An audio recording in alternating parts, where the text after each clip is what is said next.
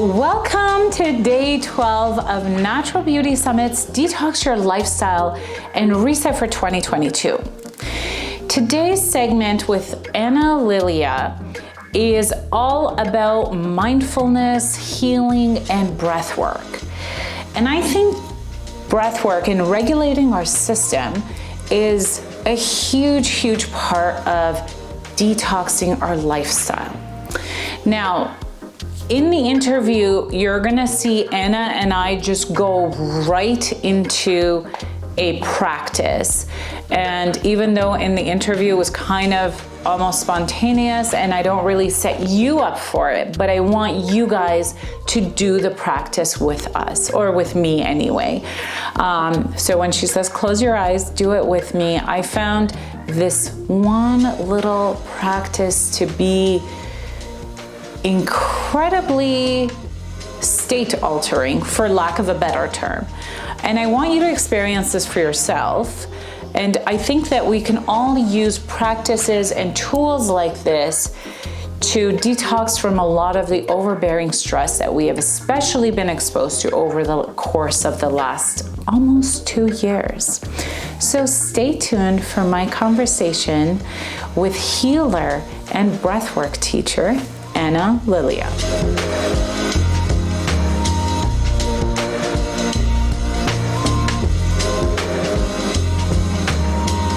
Welcome back to Natural Beauty Summit's Detox Your Lifestyle and Reset for 2022.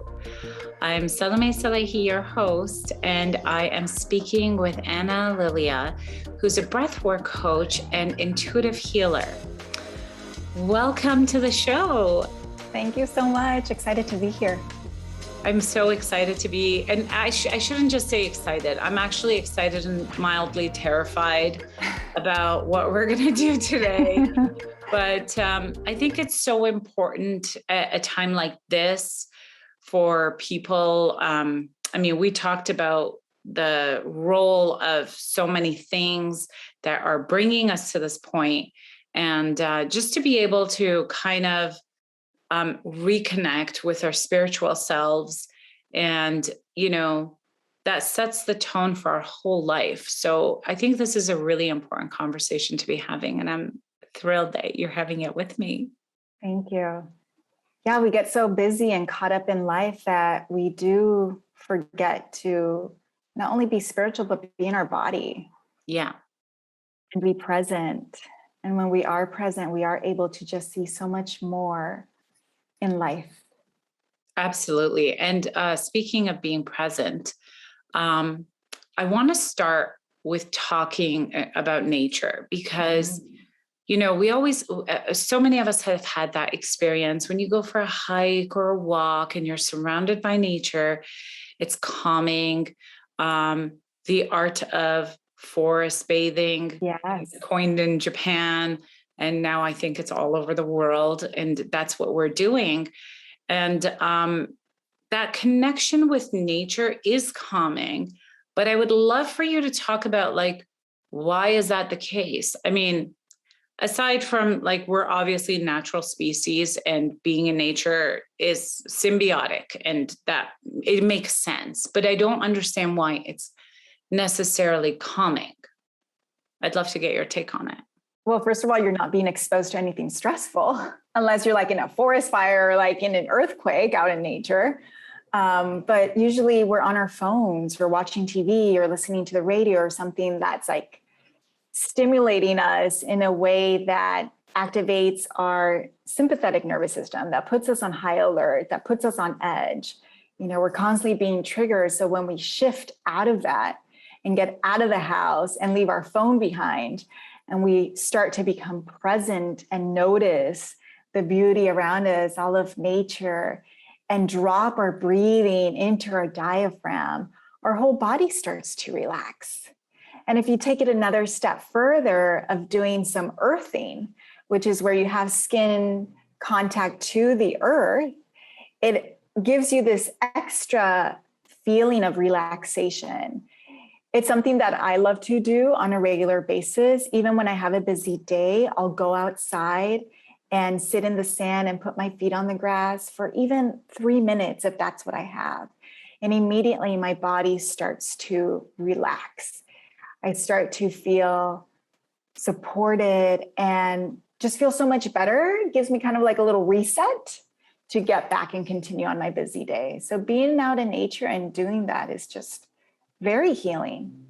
I love that you mentioned earthing, and I wasn't expecting that to come up, but since it has come up, for those in our audience who don't know what that is, because I don't think it's common knowledge. Like when I've talked about earthing, people look at me like, what is that? Yeah. Can you talk about what that is? Because it's not just a random sensation, like there's a science behind it. Yeah. So it's having, before we started wearing shoes, we would be barefoot and be connected to the electromagnetic waves of the earth. And that would help our body regulate itself. It's like we're a battery, right? And our body is a battery. We're energy beings. And when we become intensified, we feel it in our nerves and in our body. We need something to decrease that intensity, to ground. Yeah. So the same with electricity, there's things to like ground it so it doesn't explode. And so that's the idea around earthing. And so there's practices of spending time, whether it's walking around barefoot, whether it's laying on the grass, but it's important to have like bare skin touching the ground. Yeah. And you will feel an immediate relaxation. I've also even read that it helps with jet lag. If you, let's say from the US travel to Europe, that doing some earthing will help ease the jet lag. I haven't come across any science to back it up, but something you might want to explore if you are doing some traveling. I would definitely want to try that out. It makes sense. And I think, because we're organic biological beings, we don't necessarily like consciously think about like the electricity that's being generated in our cells. And it's actually quite a bit of it. And that making that contact with the earth allows us to ground that energy. Mm-hmm.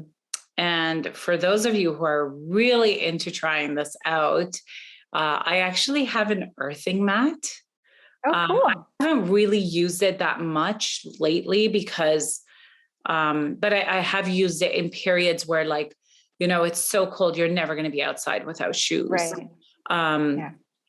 And it's just like a little fabric mat that goes at the base of your bed where your feet go. And then you plug it into the ground of the wall, which is crazy. But I love that you brought that up. Yeah. So I think, what I would love to do with this conversation is paint a picture of, our connection with nature and why, like how we kind of, and it's normal to ebb and flow with the cycles in nature. And one of the things that we were talking about was fall, the season, and now going into winter. And I love the way you framed it. Can you talk about like why fall and ultimately winter is a really great time to reset? Fall invites us to create a pause. And out in nature, we see leaves dropping. We see, the rotten fruit that didn't get picked from the tree dropping. And all of that is an invitation for yourself to take pause and look at your life and notice what are things in your life that you've outgrown? What do you no longer want to carry on into the next year because it's not aligned or it isn't going to support you on where you want to be or the goals you're going to set for yourself? And so, for example, I just hosted a fall retreat and we did a series of rituals to help people release, starting with smoke cleansing, which is a process of using smoke, basically burning different herbs and using the smoke to cleanse your energetic body, to cleanse your home. We also did an exercise of Can I ask you what you used? So we used sage, but we also had rosemary there. We had some lavender, and that just allows that relaxing scent. Cedar is another popular. Cedar is really great for when you're doing smoke cleansing of your house. It helps to purify. And also, it actually, and there's scientific studies that support that when you smoke cleanse your home, you kill the bacteria in the air. So it helps to create cleaner air. And especially since we're going into a time where we're staying indoors longer, we're not really opening the windows. And so all of that like dirty air is kind of getting stuck in our home. It's a way that you can also clean the air so that it's healthier.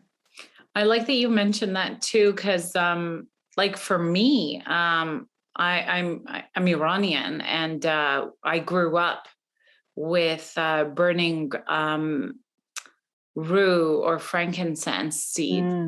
And like we do it at least once a week in our house. Wow. And you know, and then the kids are into it, and it's not something I typically talk about because it's so second nature. It's like cleaning your house. I don't even think about it, but it's interesting that you're mentioning that as a practice.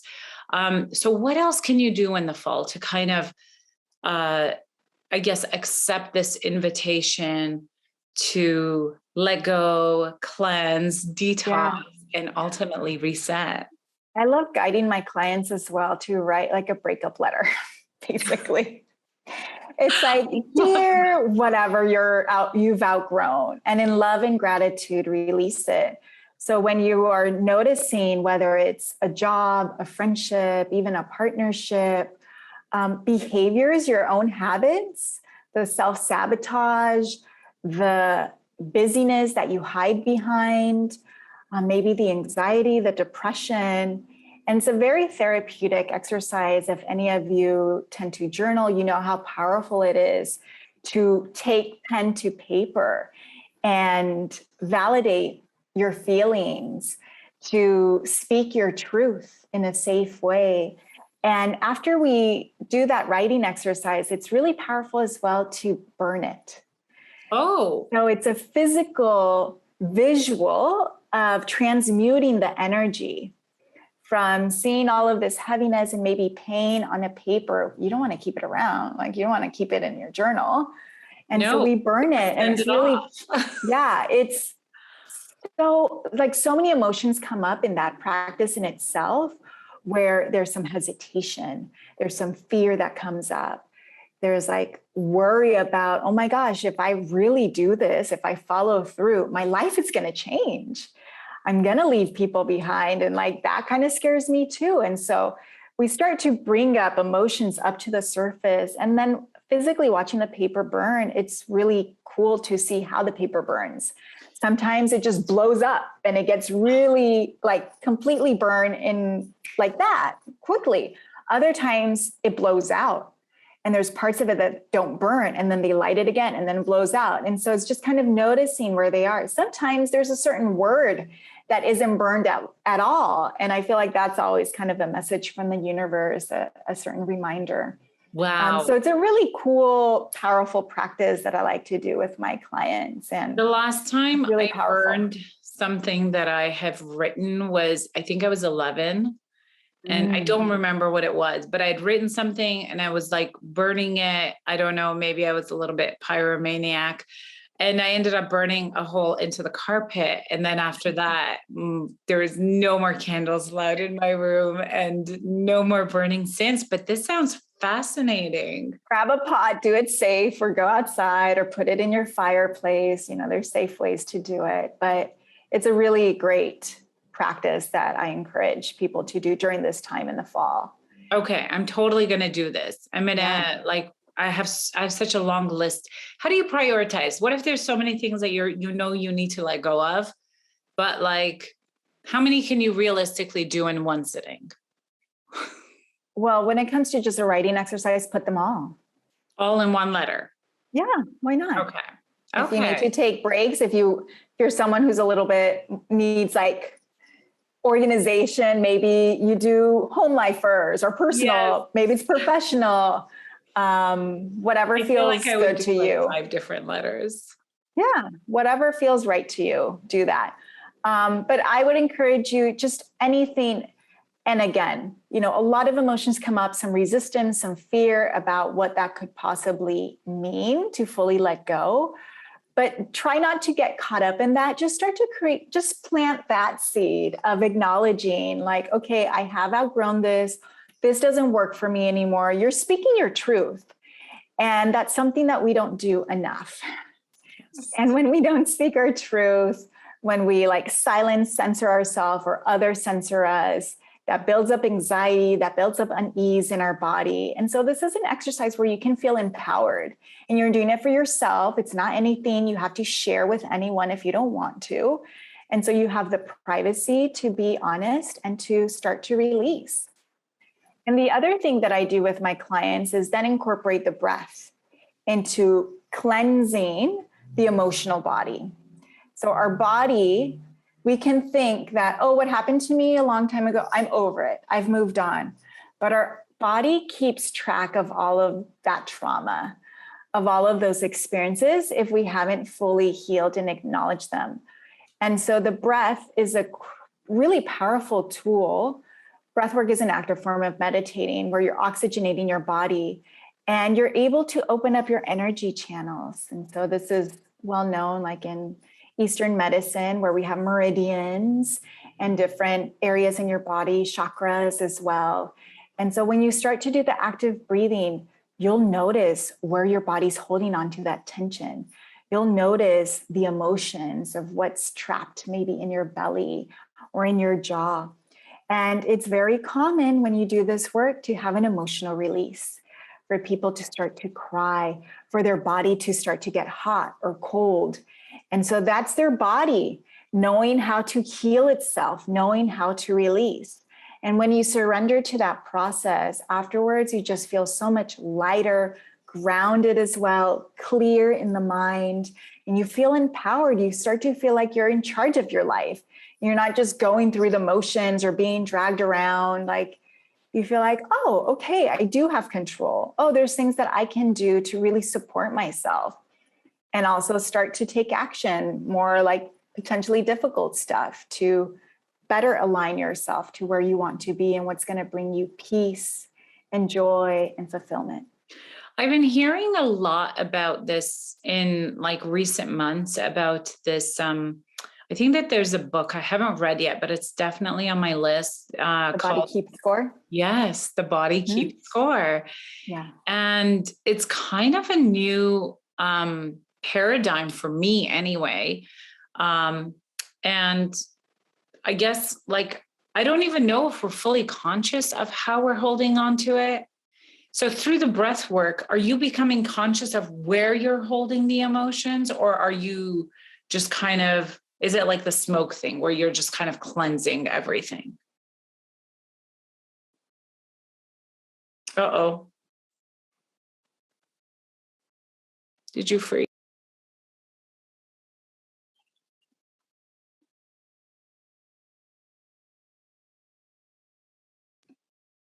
Did I lose it there? Yeah, it just became frozen on your side. Oh, no. So the last thing was just The Body Keeps Score, the book. Yes. So when you're doing the breath work, are you feeling where you're holding things? Is the awareness part of it?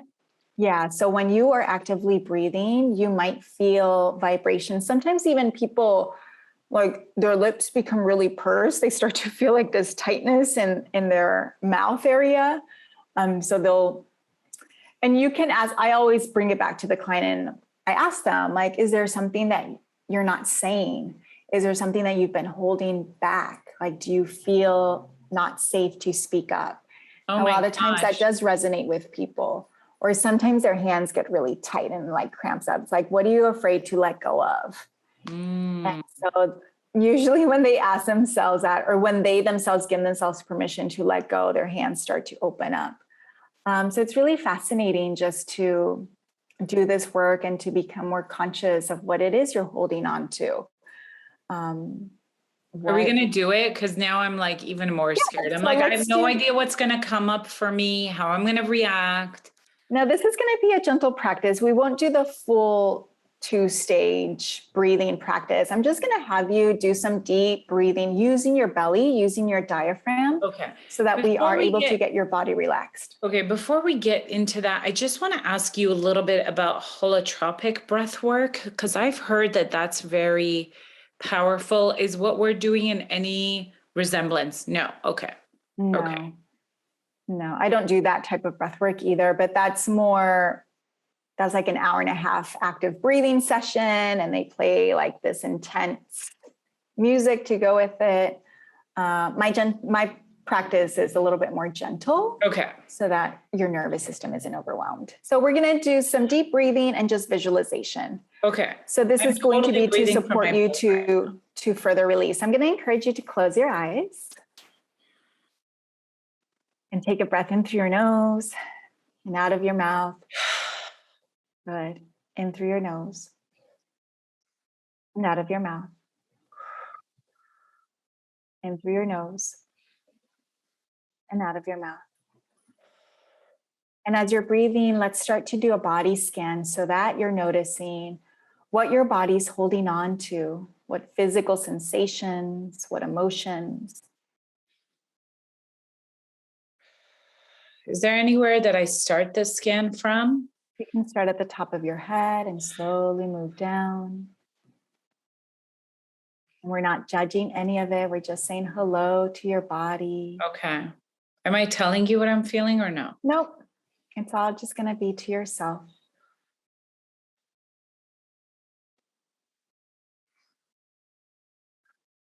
And even with that hello that you're giving to your body, let's imagine that your body's starting to relax.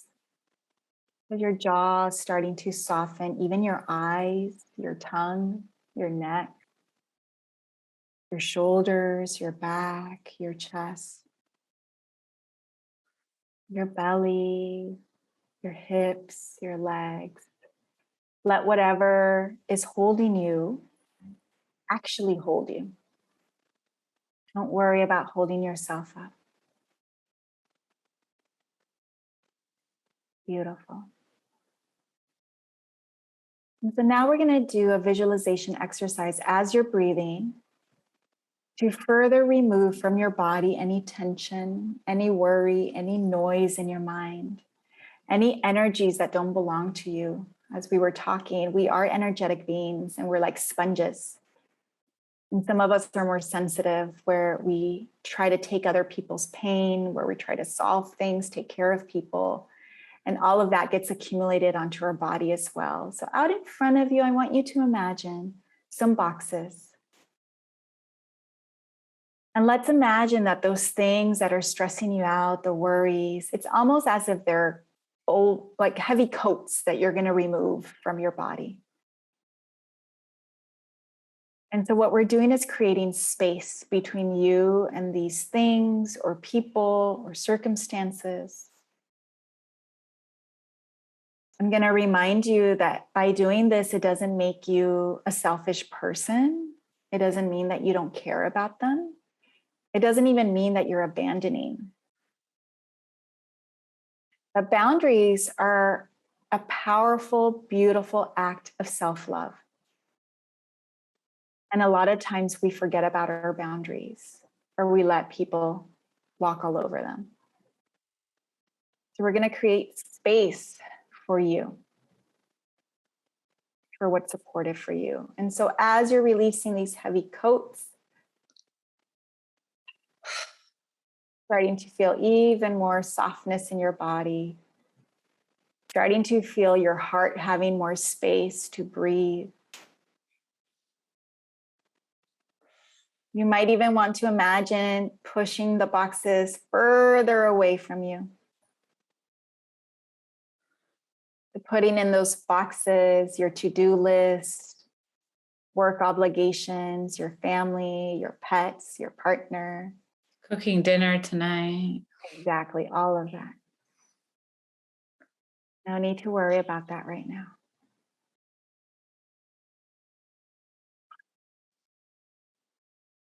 Once you have imagined putting all of that stuff in the boxes, we're going to put them in a big balloon. And we're going to imagine that the balloon is going to float away. And so now it's just you. And notice what it feels like to just be with yourself. You might find that it's uncomfortable. You might realize, oh, I've been hiding my emotions behind all of these people and all of my tasks and responsibilities. Or you might feel a sense of relief. You might crave more alone time.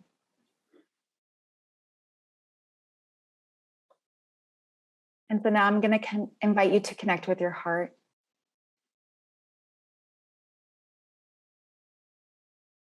And ask yourself internally, what would be supportive to you?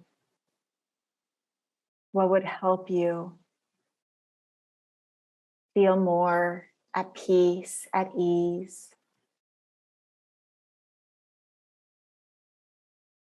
What would help you have more space for your joy, your goals?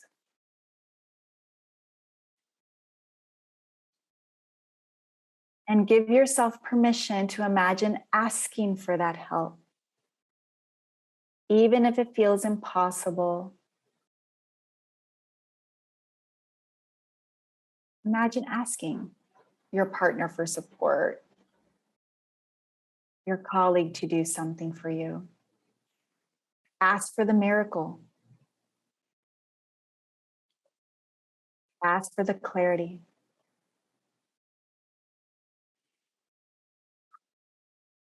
Reminding you that you are deserving of receiving.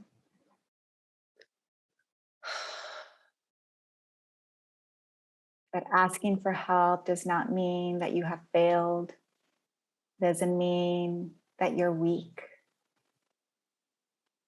We know that you can do it all, but that's a big burden to carry. And it's not sustainable. And so physically feel in your body an opening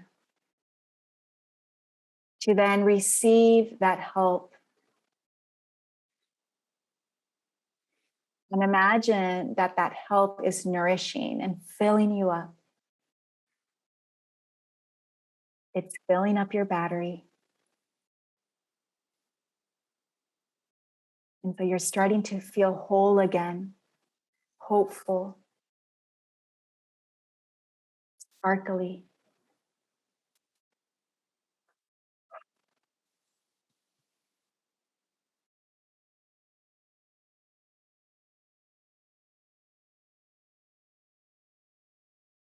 And before we come back, let's take a deep breath in through your nose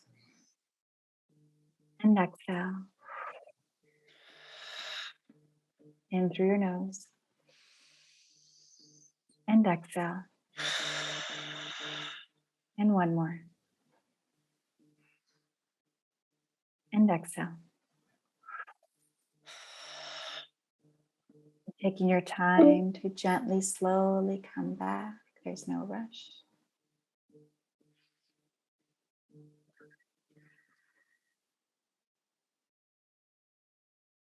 How are you feeling? A little bit like a different person. Mm-hmm. And that wasn't even 5 minutes. No. So it doesn't take a long time to shift your energy, to release, but it is important and really supportive and nourishing to create those pauses. And so this time of the year, that's the reminder. Even when we transition into winter, now that you've created more space, now take time to celebrate everything that you have accomplished this year. Really take time to acknowledge all of your efforts, all of the stuff you overcame, because we tend to forget about the celebration. We tend to just focus still on what we haven't accomplished, still on the stuff that we want we set new goals. But it's important to really build this practice of celebrating you and acknowledging the abundance that you already have in your life. I love that you said that, because I think that when you said that, I realized that like this time of year, there's so much celebration, but it feels like forced or stressful. And because you're feeling guilty about all of the celebrating, it's like we wait all year to celebrate in December. You know what I mean? That's when, you know, you just take some more liberties with yourself, with your work. If something doesn't get done, it's fine. It's the holidays. And I think that's why people have such mixed feelings going into the holidays, is because we're supposed to be celebrating. There's a part of us that wants to celebrate, but there's a much bigger, like cultivated part of us that feels guilty about any celebration. That exercise we just did was not at all what I expected. It was really calming. And, you know, we talked about being in your body. Yeah. I felt my body, and I felt like, anyway, we'll talk about more details later, but I felt like my old body, and then the body that has accumulated all the stress and all the coats that I took off. That was great. But there was parts that were stuck to me that I was like, anyway, I don't want to taint anyone else's experience, because I really want you guys to have done that breathing exercise with us. And I probably should have said that at the outset. But that was really interesting. Thank you for that. You're so welcome. Yeah, and I know I did gift a free meditation for the participants of the summit to listen to. So there's another meditation that you also have access to help you release and relax your body. And if anyone else is interested in additional information, you can find more stuff on my website or on Instagram. I have a lot of tools and. Absolutely. Oh my gosh, that was so much fun. Thank you so much, Anna. We'll include all the links. And I didn't know about the free meditation, but that's awesome. Yeah. I'm totally going to do it later. But it was a pleasure having you on. And guys, that was a really great less than 5 minutes, because I just feel so different.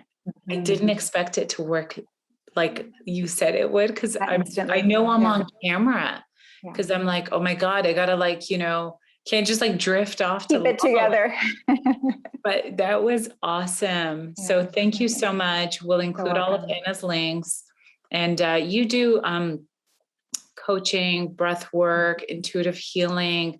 There's a lot of stuff that you do. And if you guys feel that this is a time to maybe start tackling some of those like more buried things, I really recommend it. I highly encourage you, because we really want to get, you know, we always want to set the intention to start anew and start fresh, and not always carry the burdens of the past with us. And I think this is a really good opportunity to do that. I appreciate it. Thank you. And I look forward to connecting with all of you. Thank you. Okay. Bye, guys.